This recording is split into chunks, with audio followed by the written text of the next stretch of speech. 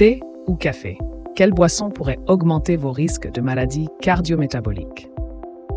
Découvrez dans cette vidéo une étude récente qui met en lumière l'impact du thé et du café sur les maladies cardio-métaboliques. Ces boissons populaires font l'objet de nombreuses discussions quant à leurs effets sur la santé, et cette recherche apporte des éléments de réponse intéressants. Que vous soyez plutôt amateur de thé ou de café, vous serez surpris par les conclusions de cette étude. Restez informés sur les dernières avancées scientifiques en matière de prévention des maladies cardiovasculaires et métaboliques en continuant votre lecture.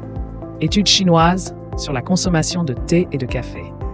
Une récente étude menée en Chine a porté sur plus de 350 000 participants afin d'analyser les effets de la caféine présente dans le thé et le café. Les chercheurs ont examiné de près les habitudes de consommation de ces boissons populaires et ont réalisé des analyses approfondies pour évaluer leur impact sur la santé.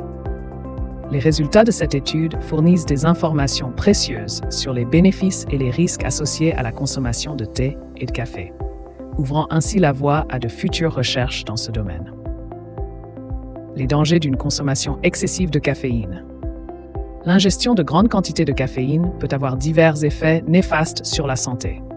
Tout d'abord, l'arythmie cardiaque est l'un des risques les plus courants associés à une forte consommation de caféine. En effet, la stimulation excessive du système nerveux central peut perturber le rythme cardiaque et causer des palpitations. De plus, l'anxiété et l'agitation sont également des effets indésirables fréquents chez les personnes qui consomment trop de caféine. Ces symptômes peuvent être exacerbés par des troubles du sommeil, tels que l'insomnie, ce qui crée un cercle vicieux néfaste pour la santé globale. Avantages du café et du thé dans la prévention des maladies cardio-métaboliques.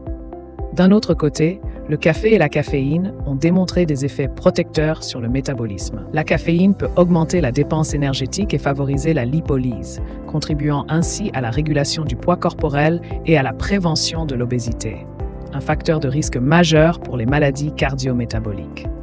De plus, plusieurs études ont montré que la consommation modérée de café était associée à une réduction du risque de diabète de type 2 et de maladies coronariennes. Les composés bioactifs présents dans le café agissent en synergie pour offrir ces bienfaits pour la santé cardiovasculaire. Impact du mode de préparation sur les bienfaits santé.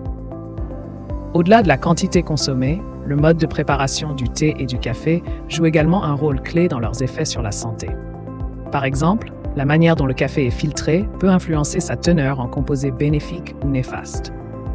Un café non filtré, comme le café turc ou à la presse, peut contenir des diterpènes, des substances qui augmentent le taux de mauvais cholestérol, LDL. À l'inverse, le café filtré tend à être moins riche en ces composés et pourrait offrir plus de bénéfices pour la santé.